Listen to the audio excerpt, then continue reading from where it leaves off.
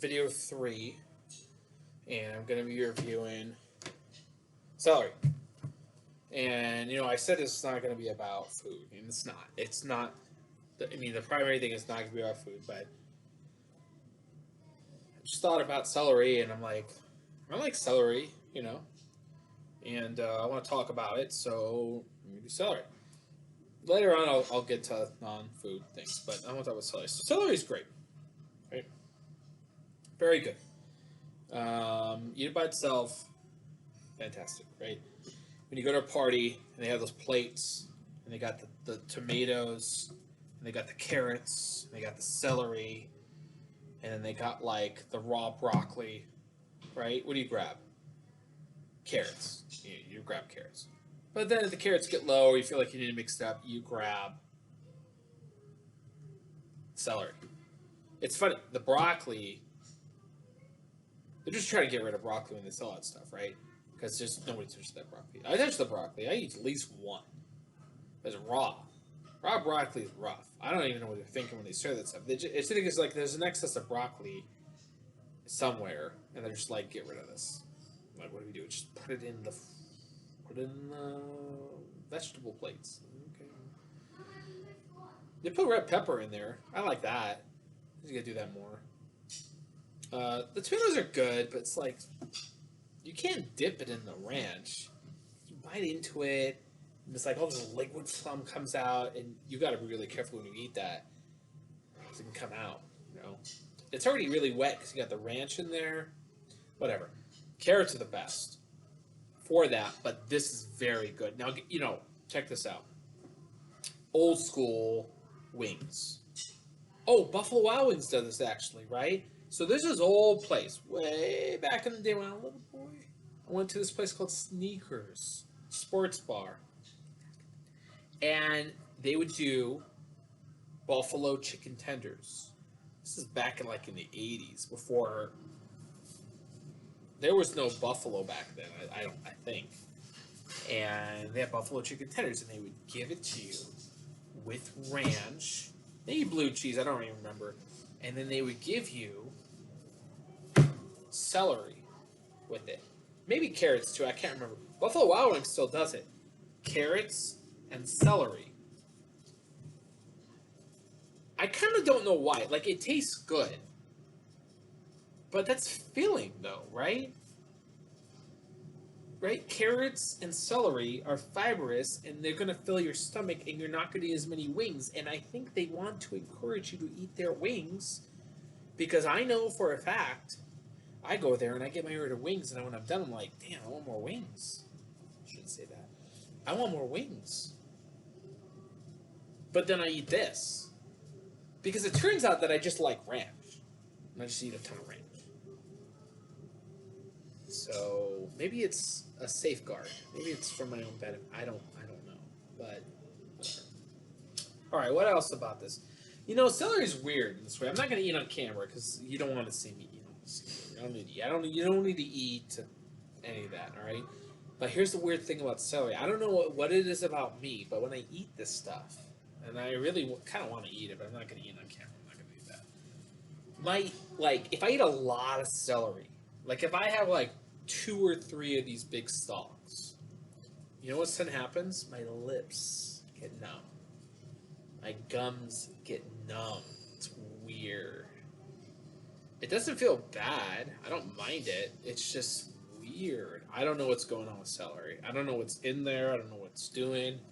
But I got some numbness going on here.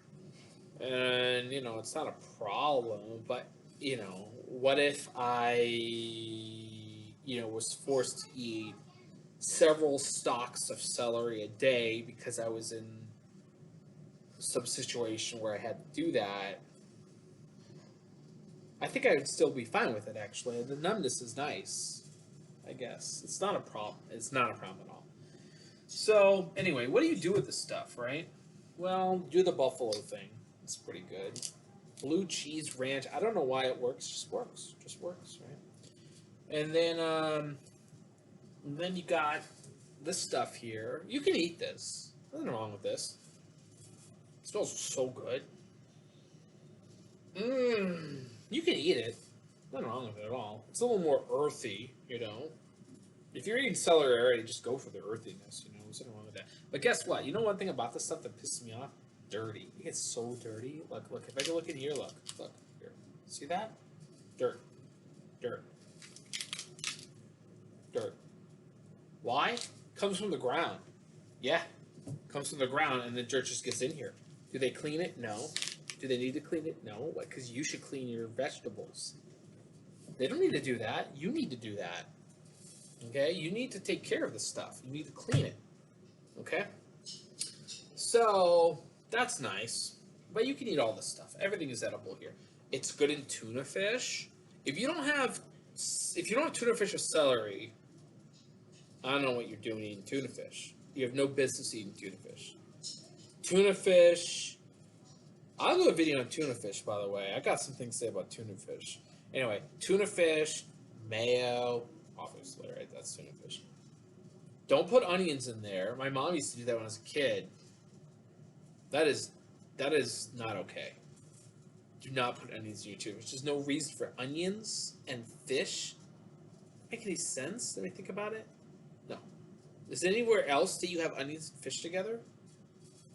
Like, I don't know. Not off the top of my head, at least.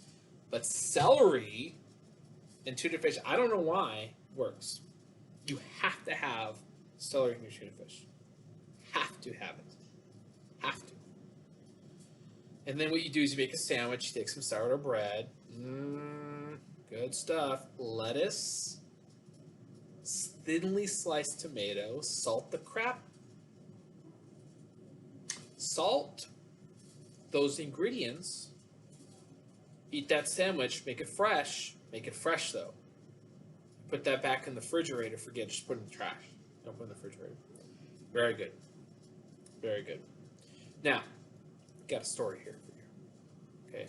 I was a kid. One time. Yes. And I wanted to cook.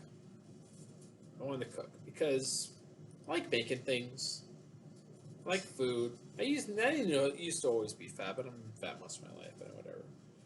But I really wanted to cook, right? So I'm looking around my parents' kitchen, and I found a cookbook. And I'm looking through it, and I'm like, can't do it. Gonna start a fire. Can't do it. Don't have any ingredients. My parents would kill me if I try to make this. And then I come across a recipe called Ants on a Log. And I was like, I can do this. I can do ants on a log. So like, I'm gonna make it. I'm gonna make my first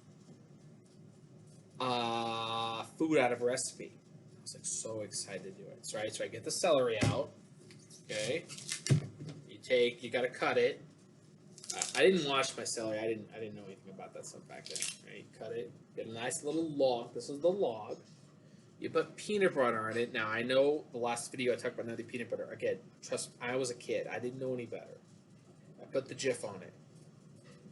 I didn't know any better. My parents did not expose me to that was something I learned later in life. So the Jif went on there. And then I put little raisins. And it looks like ants on a log. And then you eat it. So I ate it. And I was like, this is nothing. It's nothing. But I ate it, and I was like proud of myself. The first thing I ever made. So that's great. That's celery transitioned me into cooking. That's fantastic. Anyway, all right. So what about celery? What else about celery? I don't know. I don't know anything more about celery than that. Celery seed's a thing. You ever had that? Ooh, that's good. Celery seed. If you don't have that, go buy some. It's good in all kinds of things. I actually made some ribs recently, and I put some cinnamon and celery seed. I know you're sitting there thinking, you out of your mind? Cinnamon? Celery seed on ribs? Well, you know what? It's good. You gotta mix some other things in there. And very good. I don't have anything more to say about celery. I probably do, but it's just good. Have a nice day.